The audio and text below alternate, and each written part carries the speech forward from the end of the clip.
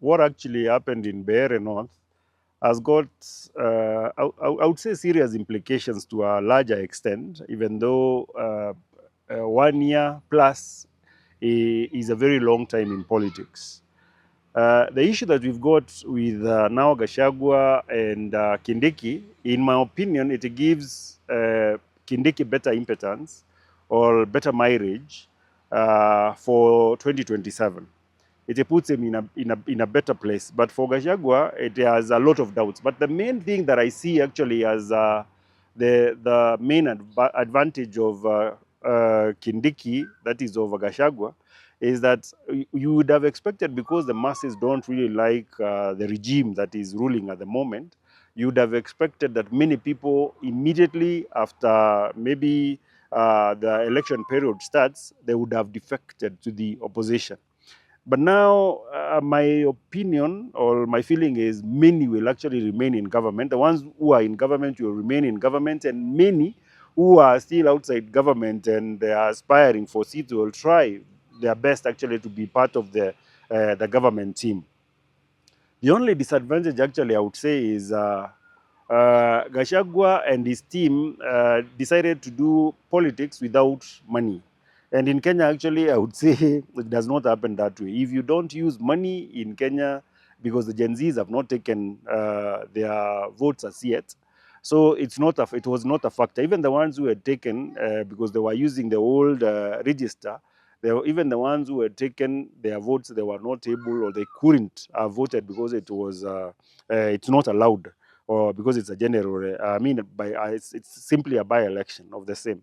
So in my thinking, I would say money is a great and a big factor. They might have lost with maybe a small margin of votes, but it simply shows that even if people don't like a regime, or even if they don't like a people or a certain person, if there is enough money circulating around, people actually might just change their minds. So disadvantage to Gachagua, advantage to Kindiki, because people will not, in my opinion, migrate as much as they would have if Gachagua had won. Advantage to Gachagua, I would say, is he showed a lot of might, even without money.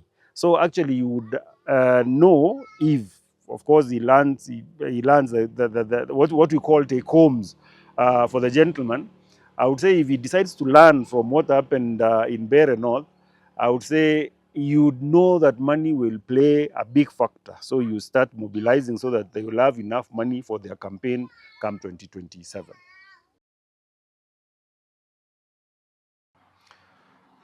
Yes, actually, I would say the outcome offers Kindiki a better opportunity, that is for 2027, not to become the deputy president, because, of course, he also understands whatever happens has got to be done mathematically. They have to figure out where do we get the votes and which votes are able to give us maybe the presidency or the seat, the presidential seat.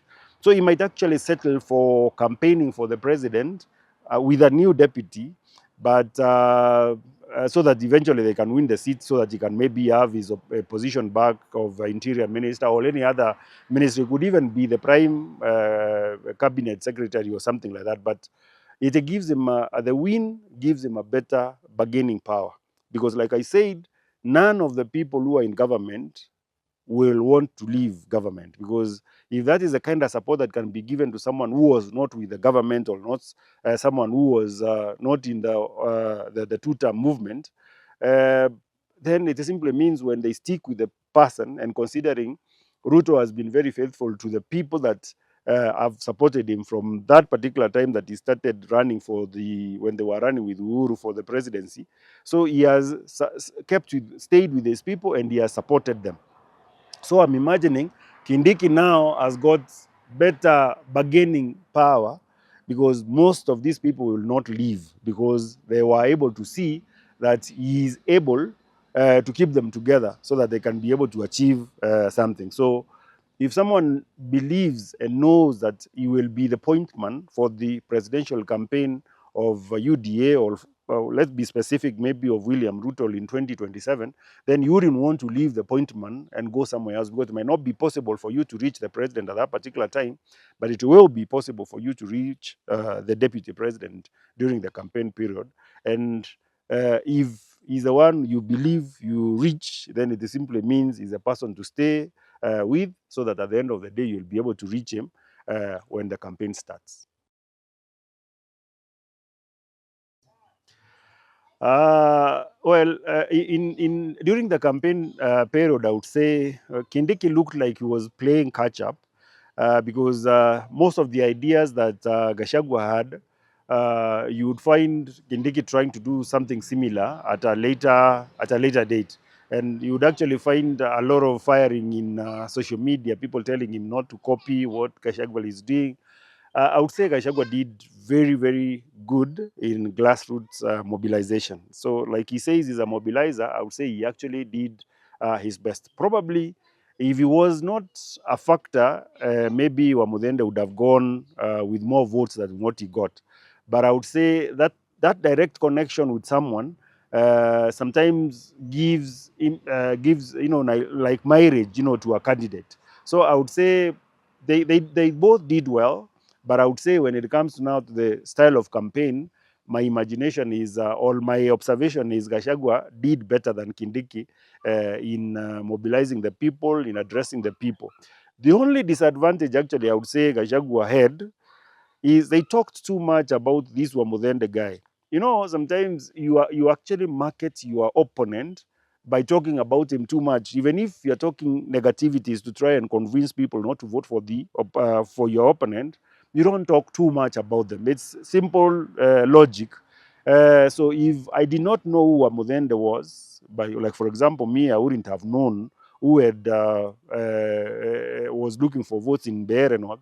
But now I know there was Amboi and there was our Amodende, and now there is the Karish guy. I don't even know the other guys because nobody was talking about them. So you see, it is important when you're looking to beat your opponent, you don't over talk about him, because at the end of the day, you're also selling him as you try to desell him. Well, in my opinion, actually, I wouldn't really say anybody got marriage for being a king maker, or a king maker, basically, for the Mount Kenya region. So there's no kingpin from what happened in Mbeere North, because basically, for you to be a kingmaker, or for you to be declared a king, I would imagine actually you would have 90% support of the people without necessarily buying them, or without necessarily using money. So I wouldn't really say anybody is a kingpin simply because they won or they did not win the elections. I would actually still imagine the person who is still at the top on the mountain is Uhuru, because he can be able to convince people without basically giving them anything or without paying them. But these other two gentlemen, despite what they did, you'll find that their support, it's either bought or coerced. So I don't really think anybody would be following them simply because they feel they are leaders.